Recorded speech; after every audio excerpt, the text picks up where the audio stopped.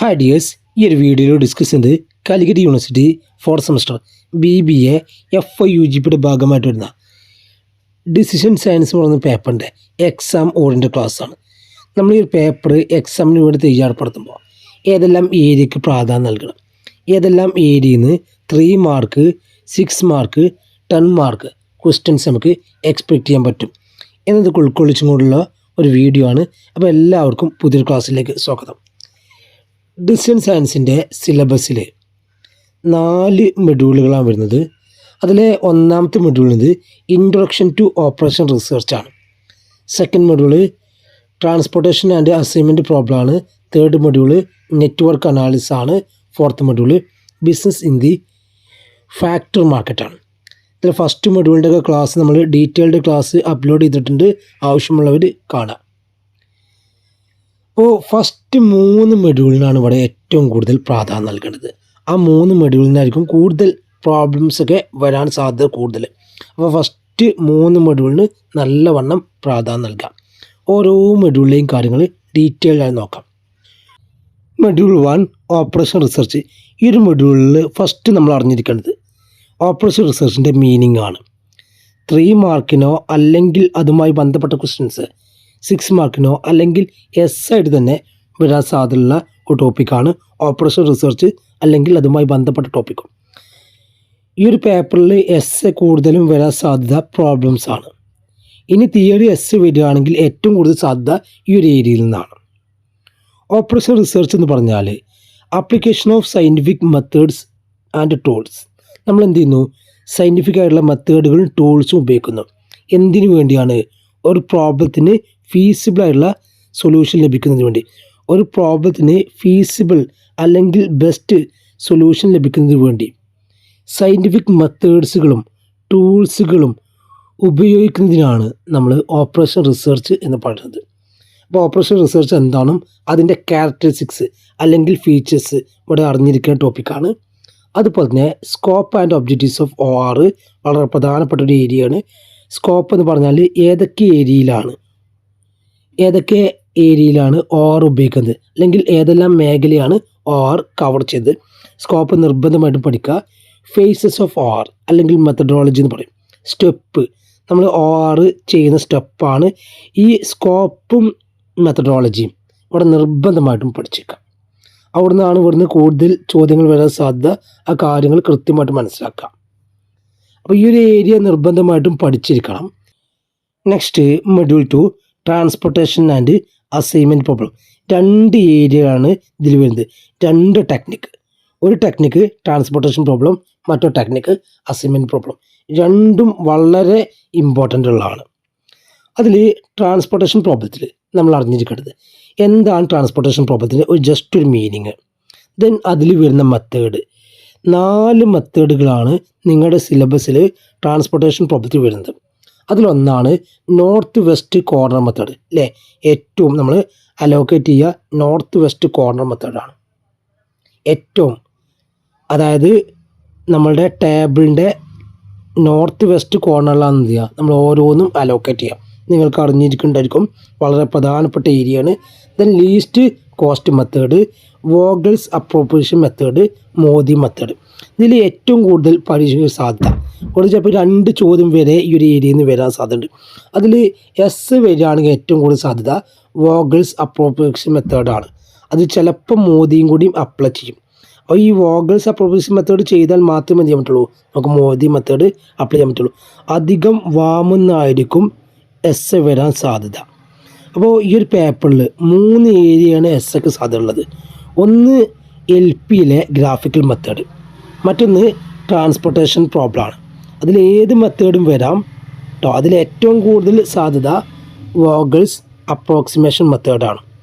ഈ north west corner method ചിലപ്പോൾ ഒരു 6 മാർക്കിൻ്റെ ചോദ്യമായിട്ടും വരാൻ സാധ്യത ഉണ്ട്. ഓക്കെ അല്ലോ. ആ കാര്യങ്ങൾ കൃത്യമായിട്ട് മനസ്സിലാക്കുക. ഈ ഒരു ഭാഗത്ത് നിന്ന് ചോദ്യങ്ങൾ ഉണ്ടായിരിക്കും, കൂടുതൽ പ്രോബ്ലംസ് ആയിരിക്കും. തിയറി ഒന്നും കൂടുതലില്ല, ജസ്റ്റ് ആ ടേം എന്താണെന്ന് മാത്രമേ തിയറി ഉള്ളൂ, കൂടുതൽ പ്രോബ്ലം ആണ്. Next assignment problem. ഈ അസൈൻമെൻറ്റ് പ്രോബ്ലത്തിൽ നമുക്ക് ഒരു ചോദ്യം പ്രതീക്ഷിക്കാം. അധികം ഒരു 6 മാർക്കിൻ്റെ ചോദ്യമായിരിക്കും.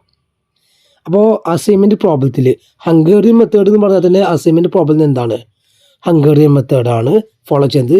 Then maximization in assignment problem, unbiased assignment problem, travelling salesman assignment പ്രോബ്ലമാണ് നമ്മുടെ സിലബസ് വരുന്നത്. അതിൽ ഏറ്റവും കൂടുതൽ സാധ്യത ഈ 2 കാര്യങ്ങളാണ്, മാക്സിമൈസേഷനും അൺബാലൻസ്ഡും. അതിൽ ഏറ്റവും പരീക്ഷയ്ക്ക് വരാൻ സാധ്യത ഈ അൺബാലൻസ്ഡ് അസൈൻമെൻറ്റ് പ്രോബ്ലമാണ്. അത് നല്ല രീതിയിൽ പഠിക്കാം.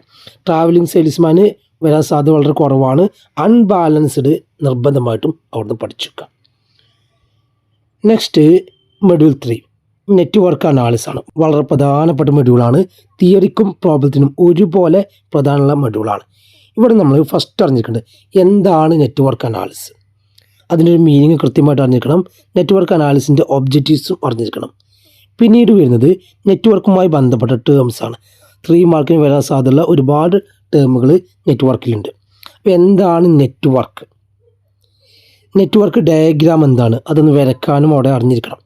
ഡെമ്മി ആക്ടിവിറ്റി എന്ന് പറഞ്ഞാൽ ഇമാജിനറി ആക്ടിവിറ്റിയാണ്, ഒറിജിനൽ ആക്ടിവിറ്റി അല്ല അല്ലേ. നമ്മൾ ഡോട്ടഡ് ആരോയിലാണ് എന്ത് ചെയ്യുക, ഡെമ്മി ആക്ടിവിറ്റി നമ്മൾ വരക്കാം. ഡോട്ടഡ് ആരോ ആയിരിക്കും. ദെൻ എന്താണ് ഡാഗ്ലിംഗ്, നെറ്റ്വർക്കിൽ ഡാഗ്ലിംഗ് എന്താണ്? പിന്നീട് ഇവിടെ അറിഞ്ഞിരിക്കേണ്ട വളരെ പ്രധാനപ്പെട്ട 2 ടെക്നിക്സാണ്. ടെക്നിക്സ് ഓഫ് നെറ്റ്വർക്ക് അനാലിസിസ് ആണ്. 2 ടെക്നിക്കാണ്. ഒന്ന് CPM, മറ്റൊന്ന് PERT. CPMൻ്റെ ഫുൾ ഫോം ക്രിട്ടിക്കൽ പാത്ത് മെത്തേഡാണ്. കൃത്യമായിട്ട് ആ ഫുൾ ഫോം അറിഞ്ഞിരിക്കണം. ക്രിട്ടിക്കൽ പാത്ത് മെത്തേഡ് ബേസിക് കാര്യങ്ങളാണ്. അതിൻ്റെ അഡ്വാൻറ്റേജസ്, ഡിസ്അഡ്വാൻറ്റേജസ്. എന്താണ് ക്രിട്ടിക്കൽ പാത്ത്? ക്രിട്ടിക്കൽ പാത്ത് എന്ന് പറഞ്ഞാൽ ലോങ്ങസ്റ്റ് പാത്താണ്. ഒരു നെറ്റ്വർക്കിലെ ലോങ്ങസ്റ്റ് പാത്തിന് അല്ലേ, നമ്മളൊരു നെറ്റ്വർക്ക് വരച്ചു കഴിഞ്ഞാൽ അതിൽ ഏറ്റവും ലോങ്ങസ്റ്റ് ആയിട്ടുള്ള, ഏറ്റവും കൂടുതൽ ടൈം എടുക്കുന്ന ലോങ്ങസ്റ്റ് പാത്തിന് പറഞ്ഞ പേരാണിത്, ക്രിട്ടിക്കൽ പാത്ത്. ദെൻ EST എന്താണ്? Earliest start time, EFT earliest finish time, LST latest start time, LFT latest finish time. Critical path മെത്തേഡുമായി ബന്ധപ്പെട്ട പ്രോബ്ലംസും. ഇത്രയും 7 ഭാഗങ്ങൾ എന്തുമായിട്ട് അറിഞ്ഞിരിക്കണം? CPMമായി ബന്ധപ്പെട്ട് അറിഞ്ഞിരിക്കണം. അപ്പോൾ CPMൻ്റെ ഫുൾ ഫോം, അഡ്വാൻറ്റേജസ്, ഡിസ്അഡ്വാൻറ്റേജസ്, മെയിനായിട്ട് അതുമായി ബന്ധപ്പെട്ട പ്രോബ്ലം.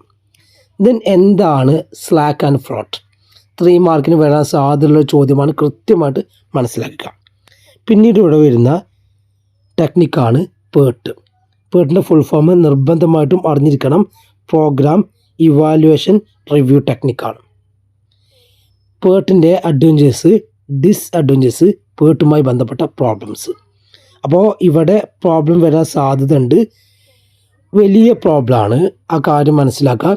ആദ്യം എന്ത് ചെയ്യണം, നമ്മൾ ഓരോ ആക്ടിവിറ്റീസും കാര്യങ്ങളും കാണണം. നെറ്റ്വർക്ക് ഡയഗ്രാം വരക്കണം, അത് സോൾവ് ചെയ്യണം. ഈ ഒരു ചോദ്യം ആരും തന്നെ വായിക്കാൻ മറന്നു പോകരുത്. പരീക്ഷയ്ക്ക് വരാൻ സാധ്യതയുള്ള ഒരു 6 മാർക്ക് ക്വസ്റ്റ്യൻ ആണ്. CPMഉം PERTും തമ്മിലുള്ള ഡിഫറൻസ്. CPM എന്താണ്? ക്രിട്ടിക്കൽ പാത്ത് മെത്തേഡാണ്. PERT എന്താണ്? പ്രോഗ്രാം ഇവാലുവേഷൻ റിവ്യൂ ടെക്നിക്കാണ്. ആ ഡിഫറൻസ് നിർബന്ധമായിട്ടും പഠിച്ചിരിക്കണം. Next module 4 business in the factor market. ഈ ഒരു മൊഡ്യൂൾ നമ്മൾ ഫസ്റ്റ് അറിഞ്ഞിരിക്കേണ്ടത് ഡിസിഷൻ മേക്കിങ്ങിൻ്റെ വേരിയസ് സിറ്റുവേഷനാണ്. എന്താ ഡിസിഷൻ മേക്കിംഗ് പറഞ്ഞാൽ? Selecting best alternative from the following alternative. 3 സിറ്റുവേഷനാണ് ഡിസിഷൻ മേക്കിംഗ് ഉള്ളത്.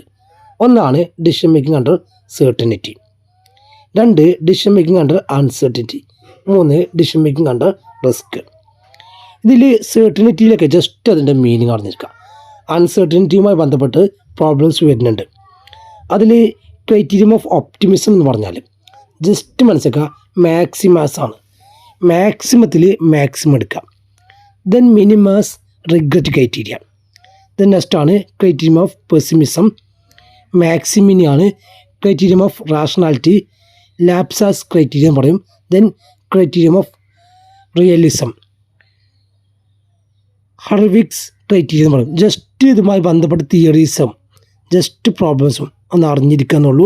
വലിയൊരു പ്രാധാന്യം ഈ ഒരു ഏരിയക്ക് നൽകണ്ട. നെക്സ്റ്റ് ആണ് ഡിസിഷൻ മേക്കിംഗ് അണ്ടർ റിസ്ക്. ഇവിടെ EMV എന്താണ്, എക്സ്പെക്റ്റഡ് മോണിറ്ററി വാല്യൂ എന്താണെന്നുള്ളത് ജസ്റ്റ് ഒന്ന് നോക്കാം.